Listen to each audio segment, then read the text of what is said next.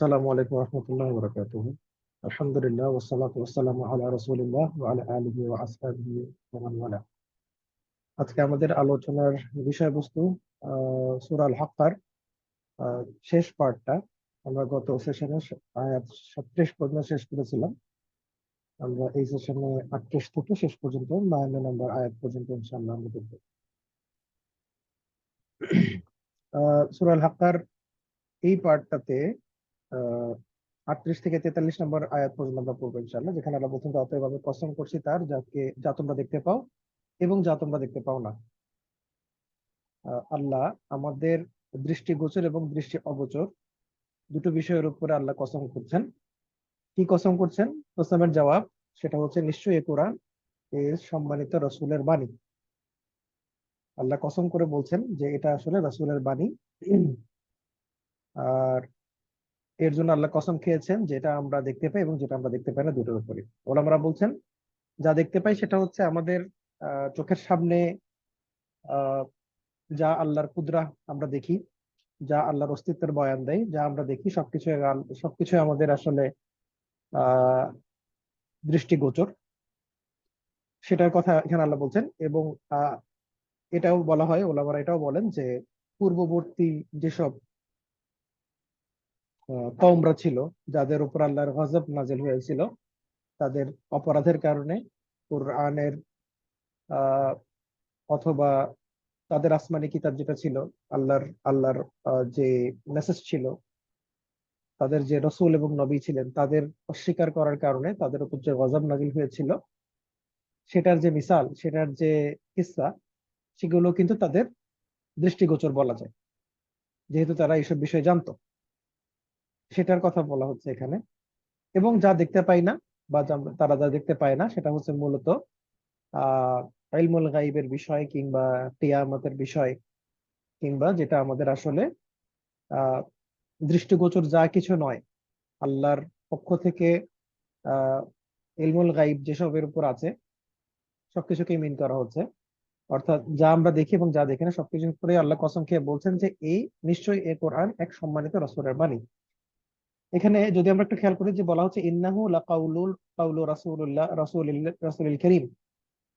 আহ যদি এখানে আমরা এই কাউল শব্দটা খেয়াল করি, এখানে ওলামারা কিছু আলাপ করেছেন যে এখানে কিন্তু আহ কাউল শব্দটা এসছে। কাউল শব্দটাতে এখানে আসলে মূলত কি বোঝানো হচ্ছে? বোঝানো হচ্ছে যে রাসূলুল্লাহ সাল্লাল্লাহু আলাইহি ওয়াসাল্লাম এটা বলছেন। এটা রাসূলুল্লাহ সাল্লাল্লাহু আলাইহি ওয়াসাল্লামের নিজস্ব কথা নয়। হ্যাঁ, আমরা যদি কারোর নিজস্ব কথা হয়ে থাকে তাহলে আমরা বলি সেটাকে কালাম। এখানে ব্যবহৃত হতে হয়তো বা ইন্নাহু কালামু রাসূলিল কারীম। কিন্তু এখানে কাউল শব্দটা ব্যবহার করার পিছনে হেকমা হচ্ছে মূলত বক্তব্যটা আল্লাহ, কালামুল্লাহ, সেটাকে কনভে করছেন রাসূলুল্লাহ সাল্লাল্লাহু আলাইহি ওয়াসাল্লাম। এই জন্য বলা হচ্ছে কাউল ও রাসূল। যে রাসূলের, এই যেমন এখানে ট্রান্সলেশন আপনি দেখতে পাচ্ছেন যে বাহিত বাণী, এটা আসলে আহ এই ব্যাখ্যাটা দেওয়া জরুরি, কারণ এখানের যে মিনিংটা, কাউলের কথা যেটা আসে সেটা আসলে এই মিনিংটা দেয়, যেটা আসলে মূলত রাসূলুল্লাহ সাল্লাল্লাহু আলাইহি ওয়াসাল্লামের রিসালা। তিনি এটা বর্ণনা করছেন, বহন করছেন, এটা তার নিজস্ব বক্তব্য নয়। এবং এখানে আরো আহ, পাশাপাশি আরো যেসব আলাপ আসছে সেগুলো কিন্তু একই অর্থ দেয়, যে আর এটা কোনো কবির কথা নয়, তোমরা খুব অল্প ইমান পোষণ করে থাকো। আর এটা কোনো গণকের কথাও নয়, অল্পই তোমরা উপদেশ গ্রহণ করে থাকো। এখানে যদি বা অল্প কথা বলা হচ্ছে, ওলামারা বলছেন যেখানে অল্প বলতে আসলে জিরো মিন করা হয়। হ্যাঁ, এই যে কলিলা, কলিলা দিয়ে আসলে লিটল যদিও বোঝানো হয়, আমরা যে ইংরেজিতে বেয়ারলি বলি, বিষয়টা কিন্তু ওরকম এখানের ক্ষেত্রে অ্যাটলিস্ট। বেয়ারলি তো আমরা আসলে মিন করি হচ্ছেন আহ একেবারেই না। যেমন আমরা নেক্সট টু ইম্পসিবল বলি কোন একটা কথাকে, নেক্সট টু ইম্পসিবল মানে কিন্তু ইম্পসিবল না, বাট এটার মিনিংটা অ্যাকচুয়ালি ইম্পসিবল। তো ব্যাপারটা এরকম যে কালিলা বলতে তোমরা একেবারেই ইমান পোষণ করো না এবং একেবারেই তোমরা কোনো উপদেশ গ্রহণ করো না। হ্যাঁ, তাহলে এই দুইটা ক্ষেত্রে আল্লাহ বলছেন যে এই যে রাসূলুল্লাহ সাল্লাল্লাহু আলাইহি ওয়াসাল্লামের যে বাণী, সেটা কোনো কবির কথাও না, সেটা কোনো গণকের কথাও না, এটা সৃষ্টিকুলের রবের কাছ থেকে নাজিলকৃত। এখানে এসে আল্লাহ ক্লিয়ার করে দিয়েছেন যে কাউলটা কোত্থেকে? তানজিলুম মির রাব্বি রাব্বিল আলামিন, আল্লাহ থেকে, রব্বিল আলামিন থেকে এটা নাজিল হয়েছে। এটাই আল্লাহ মিন করেছেন।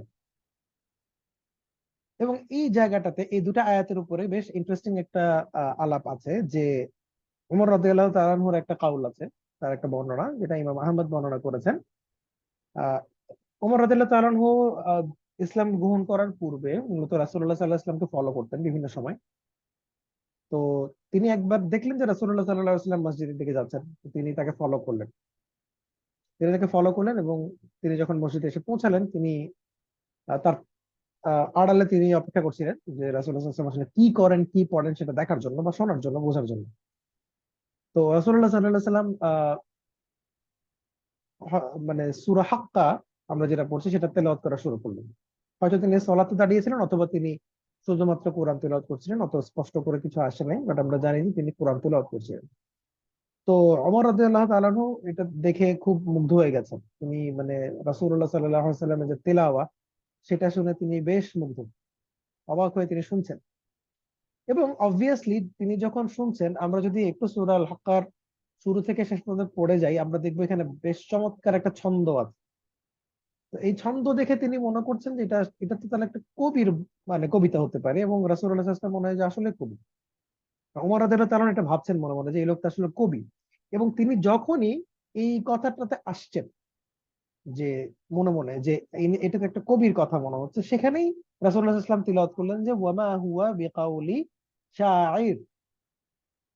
এইটা কোন শাইরের কাউল না, কোন কবির বক্তব্য নয়। তো ওমর রাদিয়াল্লাহু তাআলার সাথে সাথে যখন রেসপন্সটা পেয়ে গেছেন, রিপ্লাইটা পেয়ে গেছেন, তখন তিনি একটু নড়েচড়ে বসলেন। তখন তিনি বললেন ঠিক আছে, সে কবি না হলে নিশ্চয় সে গণক। গণক না হলে তো এরকম করে মানে প্রফেসি দেওয়া সম্ভব না। বিভিন্ন রকম যে বাস্তব ঘটনার কথা বলা হচ্ছে, ভবিষ্যতে কি ঘটবে বলা হচ্ছে, অতীতের ঘটনাও বলছেন, যেটা রাসূলুল্লাহ সাল্লাল্লাহু আলাইহি ওয়াসাল্লাম নিজে হয়তো উইটনেস করেন নাই। এই যে তিনি বলতে পারছেন, এটা তাহলে নিশ্চয়ই কোনো না কোনো ভাবে তিনি গণকের আশ্রয় বা গণনের আশ্রয় নিচ্ছেন। এই চিন্তা করার সাথে সাথে রাসূলুল্লাহ সাল্লাল্লাহু আলাইহি ওয়াসাল্লাম পরের আয়াতটা তিলাওয়াত করলেন যে ওয়ালা বিকাউলি কাহিন। এটা কোনো কাহিনের কাউল না, অর্থাৎ এটা কোনো গণকের কথাও না। এইটা মানে শোনার পরে ওমর রাদিয়াল্লাহু তাআলা আনহু বলেন যে এই পরপর দুইটা রেসপন্স যখন তিনি পাইলেন তার থট প্রসেসের সাথে সাথে, তখনই তিনি ইসলামের প্রতি দুর্বল হয়ে পড়ছেন। তো আমরা জানি ওমর রাদিয়াল্লাহু তাআলা ইসলাম গ্রহণের আর একটা কাহিনী আছে, বাট এটাও আলেমরা বর্ণনা করেছেন। তো আসলে কোনটা এক্স্যাক্টলি আহ ওনার ইসলাম গ্রহণের রিজন ছিল সেটা আসলে বোঝা যায় না। তবে এই বর্ণনাটা ওমর রাদিয়াল্লাহু তাআলা এই বর্ণনাটা মূলত ইমাম আহমদ বিন হাম্বল বর্ণনা করেছেন, এবং এটা আসলে তাহকিকটা ইবনে কাসিরে নাই, আমি যতটুকু দেখলাম। তবে এটা একটা মশহুর ঘটনা, এবং উনি বলছেন এখানের মধ্যে তার ইসলাম গ্রহণের কয়েকটা কারণের মধ্যে এটা একটা কারণ, এটা ইবনে কাসিরের মতামত। তো আমরা ধরে নিতে পারি যে মাল্টিপল ফ্যাক্টরস ওয়ার দেয়ার, মাল্টিপল ঘটনা হয়তো ঘটছে যেটার ফলে ওমর রাদিয়াল্লাহু তাআলা ইসলামের প্রতি আকৃষ্ট হয়েছেন, এবং এটা একটা ওয়ান অফ দ্য কি রিজনস যে তিনি সূরা হাক্কার এই দুটা আয়াত তার চিন্তার সাথে সাথে তিনি আনসার পেয়ে গেছেন। এখানে দেখেন আল্লাহ সুবহানাহু ওয়া তাআলা বেশ কঠিন একটা কথা বলছেন যে তিনি যদি আমাদের নামে কোনো কথা রচনা করার চেষ্টা করতেন, তবে অবশ্যই আমরা তাকে পাকড়াও করতাম ডান হাত দিয়ে, তারপর অবশ্যই আমরা কেটে দিতাম তার হৃৎপিণ্ডের শিরা। আহ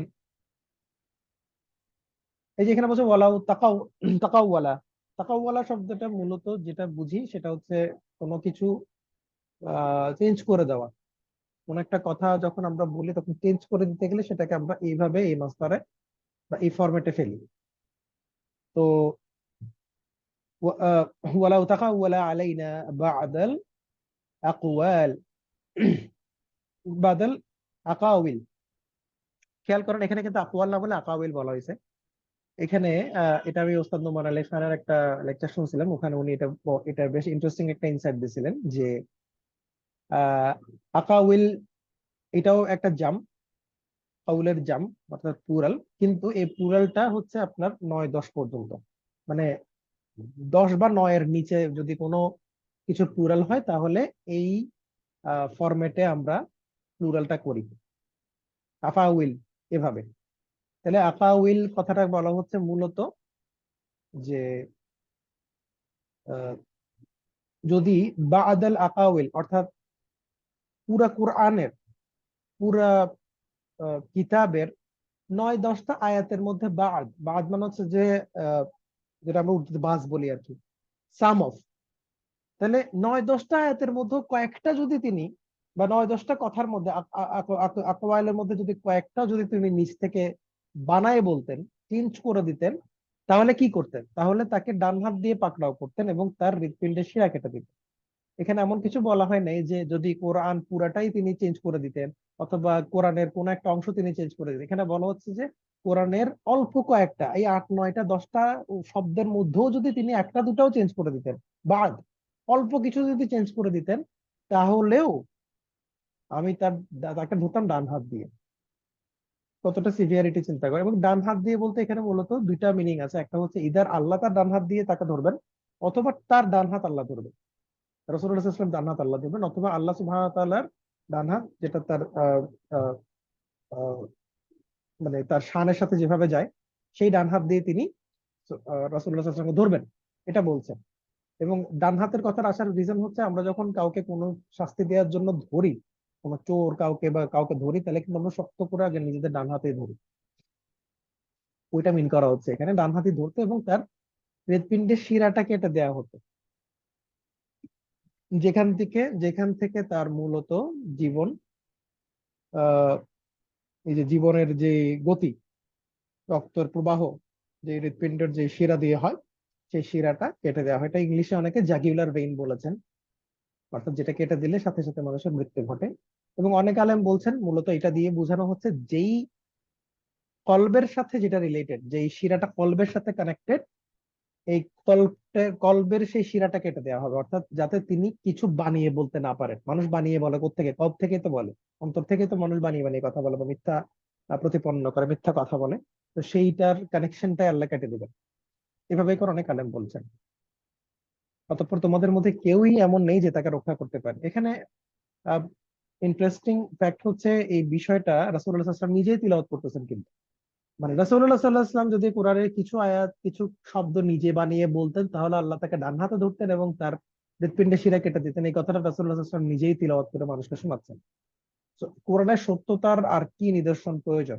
একজন মানুষ যদি ব্যক্তিগত ফায়দা লুটতে চাইতেন, তাহলে কিন্তু কখনো এই ধরনের হার্শ কথা কাউকে বলতেন না। সে নিজের ইউলজি গাইতেন।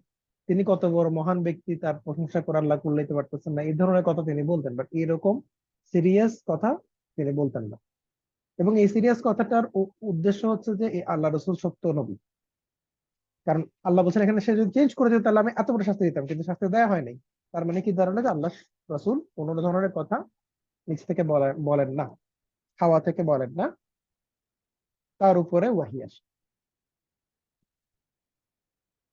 এবার আল্লাহ বলছেন যে আর এই কোরআন মুত্তাকিদের জন্য অবশ্যই এক উপদেশ, আর আমরা অবশ্যই জানি যে তোমাদের মধ্যে মিথ্যা আরোপকারী রয়েছে। আর এই কোরআন নিশ্চয়ই কাফিরদের অনুশোচনার কারণ হবে। কি অনুশোচনা? তারা কিয়ামতের দিন চিন্তা করবে যে হ্যাঁ, আমরা যদি এই কোরআনকে মিথ্যা না বলতাম, আমরা যদি এই কোরআনকে অস্বীকার না করতাম, এই কোরআনের বাণীকে যদি আমরা অস্বীকার না করতাম, এই কোরআনের বাণী যদি আমরা না মেনে চলার মতো অবস্থায় না থাকতাম, এটাই।